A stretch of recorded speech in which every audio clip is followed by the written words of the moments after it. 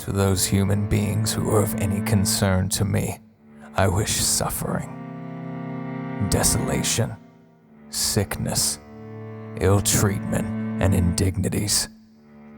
I wish that they should not remain unfamiliar with profound self-contempt, the torture of self-mistrust, the wretchedness of the vanquished. I have no pity for them, because I wish them the only thing that can prove today whether one is worth anything or not. That one endures. I can tell a data center somewhere to cook up an anime avatar for my profile picture. I can translate any language live and speak to someone I'd otherwise not understand. I can get a shot and get that dream body I've always wanted. I can make a career selling non-tangible products to people I've never met on the other side of the world. A significant portion of what, in the past, defined what life is, the pursuit of completing various tasks, can now be had in an instant, little effort required. But what cannot be handed to me, what I can't push a button for, is a goal worth pursuing and the satisfaction of reaching it. People ascribe a lot of reasons as to why the FromSoft games have taken off in the way they have over the last few years, going from a strong cult following to one of the most recognized and revered developers of the current era. They cite the world building, the lore, the simple but fun combat, the variety of approaches, the weird questline system, and non-linear storytelling. But I don't think any of that cuts to the heart of what is so captivating about the FromSoft formula. In a world that increasingly has less to pursue, where button clicks are instantly rewarding and dopamine flows unregulated as a result of our social hysteria, where we post snippets of our lives in exchange for a currency of attention, or from games that are meant to be addictive but not challenging, and reactive but not deep, FromSoft has given us the opposite. There are no difficulty modes. There are no built-in cheats. There is only repetition and study, work and progress. Outside of cheese strats that leave you feeling gross and draw attention to the fact that your father never hugged you as a kid, you can reorganize your build, maybe, to compensate for a boss's weakness. But even that requires study and resource gathering. You will earn it, one way or another, or you'll quit. FromSoft can teach you grit. There are no impossible bosses. Even this piece of shit can be beaten. You will be tested, and learning to love the test is the greatest strength that you can develop in a world that loves to cater to your weaknesses. Up until I was about 19, I'd mostly coasted through life. I had some childhood trauma from shitty parenting, but who doesn't?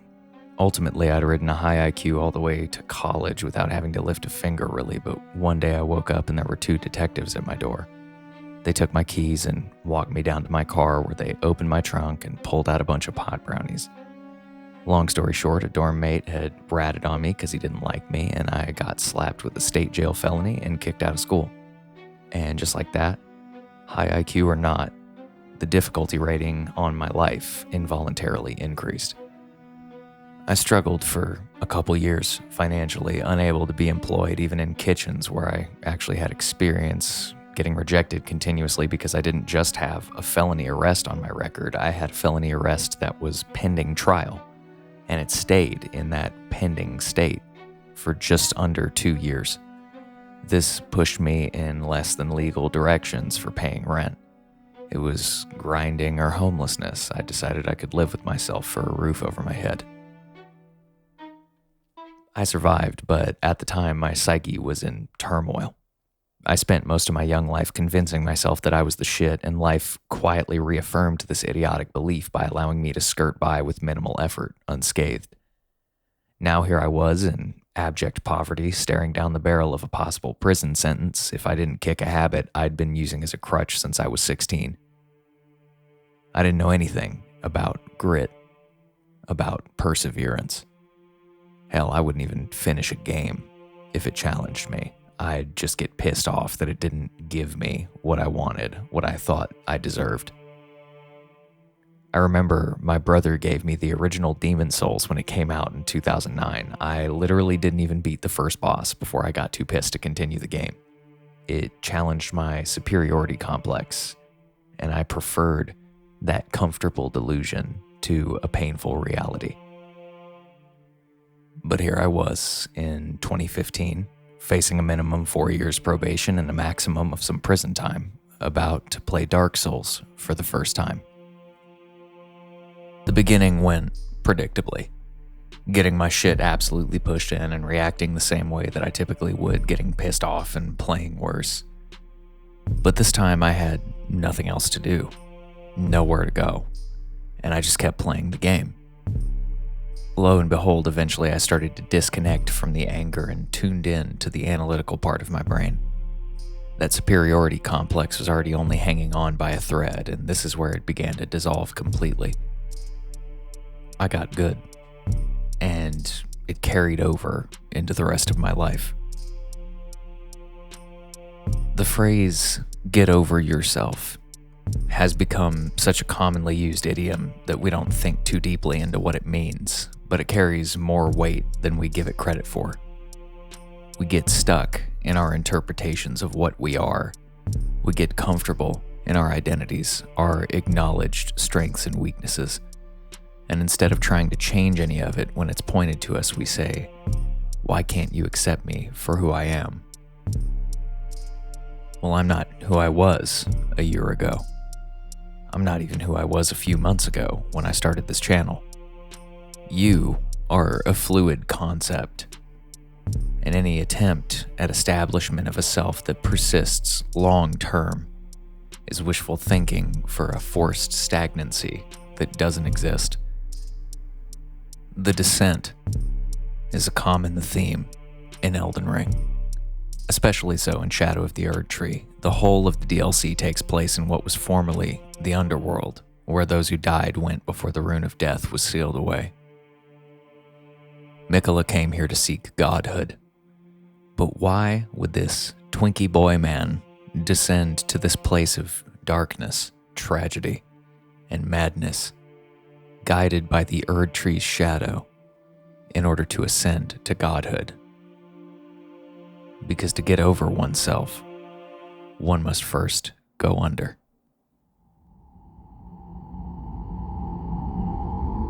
In the years following my first exposure to the original Dark Souls, I began the work. I tried and failed at numerous careers, started businesses, pursued a passion to moderate success, but never to the point that I pushed for. And I had the spirit of the idea, permitting myself to fail, encouraging change, grasping nothing so intensely that I was afraid to let go of it if it no longer served me.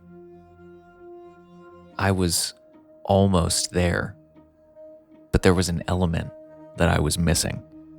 I still had this idea of what I imagined myself to be, a goal self that I was chasing. I was viewing the process as building on existing pieces, a continual incline that once I reached some point, I'd be able to bask in the realization of it. I thought that if honor was followed, if I did things a certain way, that it would be right, it would be just, and I would merge with the self that I'd worked to manifest. I was working in the framework of self-improvement, and looking back on that, I'm reminded of the jars and Alexander, scavenging parts of the greatest warriors in hopes to attain just enough of that essence that he might become great himself, modifying and adding to his existing contents until he was enough. Even with this flawed methodology, years into this process, I reached the goal that I'd set, and I had momentary happiness. I had the love of a family, a good career, a home, security, and yet, month by month, the smile faded. I was happier than I'd ever been, but I wasn't fulfilled. Miquella rips himself apart in order to see his vision. He leaves behind his body, his fears, even his love. If self-improvement is a half measure, then self-destruction must be the cost of rebirth. After several months of fruitlessly trying to rediscover old passions in pursuit of filling the hole that comfort and security had left in me, one day I found myself conceiving the idea of this channel, a sort of self-therapy driven by the themes of games that I like. What started as a relatively light concept has become me ripping apart how I perceive myself in the pursuit of a truer interpretation and the recreation of my continually new mind. Fluidity is everything in the land of shadow, as Radon is unfortunately learning the hard way. Jesus. I bashed my head against Rolana for about 4 hours before I could get her figured out. And even then, I got somewhat lucky in the attempt where I finally won. It's absolutely possible to beat this DLC with the same build, never budging from your intended vision of your character. However, this will make the process about 10,000 times harder. I changed my build numerous times throughout this DLC, conforming my character and his weaponry to what suited my target. As a result of this, I think Rolana was the only boss in the entire DLC I fought more than 10 times. It's not that this DLC is easy. Far, far from it, just that I was fighting with my brain instead of my reactions and grit, using everything that was available to me, instead of artificially increasing my struggle for cool points. But Jarman, I thought the point you were making was that grit is the answer, that to endure is the noblest of pursuits and that one should strive for the hardest method. I hear you, Nietzsche, and up until somewhat recently, that is a decent part of how I operated and what I believed. I believed that shortcuts were a damnable offense, even if the outcome was no different, that you must walk down your goal and the enemy, bullheaded, full steam or failure, no exceptions. However, I've recently discovered something that has been kept secret from me in my many years as a compulsive perfectionist. Barely can be enough. When completing goals, it is very easy to get bogged down in this idea of purity of process, and this is rampant in the FromSoft community. You didn't beat them if you used a summon. It doesn't count if you use rivers of blood. You're bad if you can see the screen. Hands are for the weak. My kids no longer speak to me. However, I do not play Elden Ring just to be challenged. I play to enjoy the story, to expand my mind, to look upon a haunting and beautiful landscape. And playing this game, much like making these videos, my work, or any other undertaking that I am involved in, is not all that I am. To do these bosses via these purest methods is totally possible, but they require a near mastery level time commitment, at least thousands of hours for many of these FromSoft expert level players, and hey, more power to them, but one specific developer's games and its mastery is not what I wish to sink that much time into. And this is more or less the way I feel about most topics. And with this, we come to the crux of the inherent issue with a lot of these philosophies focused on destruction of the self and suffering as a method of actualization. They have a tendency to be a bit focused on the process rather than the result. The glorification of self-imposed anguish to be the sigmaest of sigmas, and because of that, the result they seek in many cases never come to fruition because they're too focused on the specifics of how rather than doing it. To combat this, what I instead have devoted myself to mastery of is optimization, rather than getting hung up on maintaining a certain process or certain objectives, I've become very good at finding the most efficient way to complete objectives across the board. Even with this, though, there's a limit to what I will finish. And with that knowledge, Miquella's desperation for his goal becomes much more clear. Miquella's curse is nascency, and we all bear this curse with him. A friend of mine mentioned that he thought Miquella was George R.R. Martin's self-insert character. A curse of nascency means that what you pursue does not come to fruition. And he likened this to Martin never completing the Song of Ice and Fire series. However, I believe, from a more general metaphorical standpoint, Miquella can be a self-insert for all of us. That is, when he isn't busy inserting himself into Radon. Oh, brother! We all carry the curse of nascency. The human mind is a wealth of ideas and goals. I likely have hundreds floating around that I'm pursuing to varying degrees right now. I won't complete all of them. Every time I complete one, there's a fresh one to take its place. Everybody dies, but nobody reaches the finish line. A lot of the philosophy regarding self-actualization through trial and destruction of the self comes from Friedrich Nietzsche, a very misunderstood man with a robust and powerful mustache. The quote that I opened this video with is one of his. Now, he is far too complex of a thinker to fully summarize in the number of sentences I'm going to try to do so in, but the backbone of a lot of his philosophy is that meaning is derived from suffering, and that rather than trying to tiptoe through life in safety, one should plunge themselves into the depths, into anguish and fear and tragedy. In that, you might develop character and be great on the other side.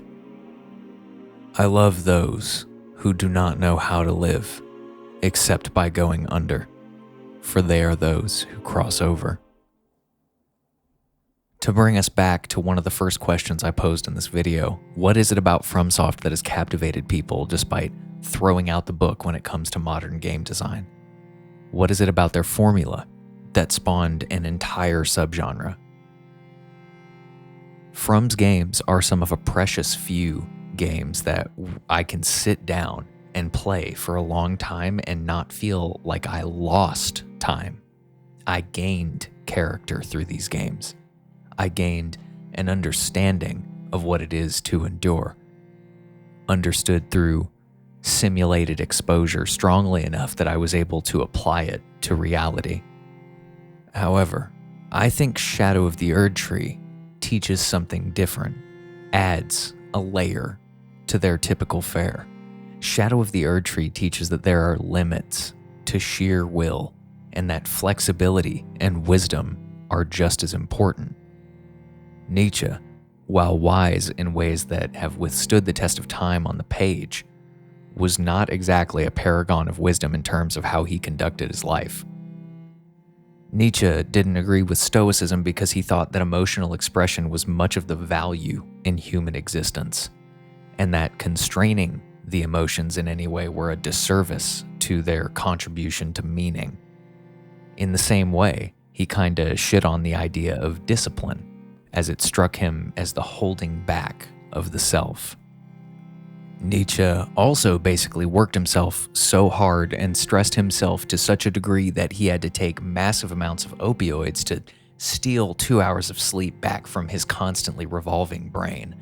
This in turn led to his digestive system being messed up beyond repair, which he took more drugs for, which made him sicker. He had migraines from early on in childhood and was always regarded as somewhat sickly in some ways, but the majority of his midlife health issues seemed to be self-inflicted. This was corroborated by many who wrote biographies of him and people who knew him personally. Also, it's strongly suspected that he had syphilis for a large portion of his adult life, but I'm sure the massive amounts of opioids and 19th century medical intervention probably didn't help this process along. Dude probably could have done with a little discipline and a balance between his personhood and his pursuits. He apparently thought sickness and misery was the hardening of oneself, and that this was part of the process of self-actualization. Ironically, I am recording this while having COVID, and I don't know how strongly I'm relating with those particular conclusions at this moment. But this strikes me as oddly similar to the ends justify the means, in a way, except in a strange sense where you're the only victim of your misplaced idealisms. Ironically, a man who decried religion and decried forsaking this life in pursuit of a perceived better afterlife essentially chose for himself a life of loneliness and misery, writing aphorisms that would later be quoted in Sigma male propaganda videos. Yikes. Miquella also victimizes himself in the same way, along with some others, and he sheds every piece of himself, good and bad, all in the pursuit of a 1,000-year voyage guided by compassion. This voyage, however, would strip all residents of the lands between of their free will, much as he has done to all of his followers with his beguiling embrace.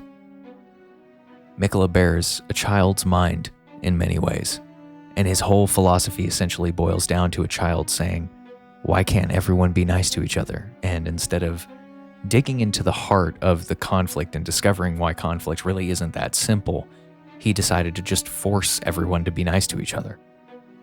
He would use who he must to make that happen. He would cast away what he must of himself to make that happen. The thing with actualization through self-destruction, though, is that in order for it to be in any way valuable, there are some parts of you that you should keep. You should keep decency. You should keep your principles. Otherwise, actualization veers into psychopathy, a callousness and ruthlessness in pursuit of an objective that far surpasses the value of the objective itself. Miquella cast away his own love, and instead made it into a weapon. And when Miquella the Kind had finished stripping away his character in preparation for godhood, he failed to see that he wasn't kind any longer. In the crucible, discern which to melt and to preserve, lest the fire that frees consume. That one was me. I ain't giving Nietzsche credit for that shit. There is balance. Stagnancy of the self is the erasure of potential. Like a muscle, the mind atrophies if it fails to move, as does character. We can see this among many of quote-unquote strong convictions, a trait that we tend to applaud despite the fact that it leads to the persistence of a large number of relatively valueless ideologies. Alternatively, the destruction of the self can lead to ruin, and while Nietzsche would have applauded you for it, he also patted himself on the back as he drugged himself into an early grave, 55 years old with over half of it spent in misery. He made history, but at great cost to himself, and potentially to the impact he could have made with more time and clarity of thought. Oddly, even though they're less common in the modern day, these ideologies of rebirth, of wiping the slate clean and starting from scratch when we reach a level of dissatisfaction with our current methodologies, used to be much closer to the norm. We love to start fresh, but every time we do, we lose the good and the bad of what came before it. It's an ideology of the young, a way of avoiding addressing root issues and instead ascribing everything to the new. Everything will be fixed with the new way. It's devoid of wisdom because we cannot be wise without time spent in contemplation of why and how it came to be. A common practice in the effort to purify through history is the burning of books. And much like many ideologies of destruction of the self, it can have the opposite intended effect. Let's say we had a book that contained profane and evil ideas, and it spread destruction wherever it went. This is a book that one would imagine deserved to be burned, to purge that knowledge and protect the populace. However, a book is just a record of ideas, and ideas, like history, repeat. So when that idea comes back around again, we won't have a record of its previous influence, and like a virus that the body has never seen, this idea will pass back into circulation unnoticed until it gains influence, because we chose to wipe the slate clean, despite our knowing of history's repetition.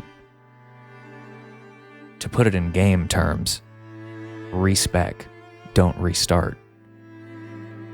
Miquella destroyed himself to ascend, but no matter how much of himself he threw away, he couldn't outrun the curse. Our curse, that all journeys end, yet none see completion. But if we resist the urge to self-destruct, we may walk farther so that the future can run. Well, thank you guys so much for watching. If you made it this far, I hope you enjoyed it. And also, thank you guys so much for both 100,000 total views and 500 subs. I've been elated with the support, and I can't wait to see where this goes. So, what does the self mean to you? Do you roll with changes, maybe even a bit too much? Do you find yourself too rigid? After making this video, well, I can say that there's parts of what Nietzsche represented I feel I definitely disagreed with. Overall, I'd say I personally probably need to enact his teachings more. I feel as if I've stagnated a bit in some ways. But this channel has helped me push out of that comfort zone. On another note, I have added several things to the community offerings for this channel, including a business email that you can reach me at, guyandjar@gmail.com, and a Ko-fi page where you can give me donations if you feel so inclined. Don't feel obligated by any means. This is just to push this into something that I can do more eventually, or in the near future, I'm going to explore some membership offerings for additional content and things like that. That isn't available yet. I might even wait for monetization and just do that through YouTube, but it is en route. Hit me up if you're interested in the following: voice acting, storyline writing for games, film, or whatever, channel sponsorships, and the weirder the better on this. I hope to have some truly alarming sponsorships in the future. And yeah, just keep me in mind for anything related to these. And until next time, don't you dare go hollow.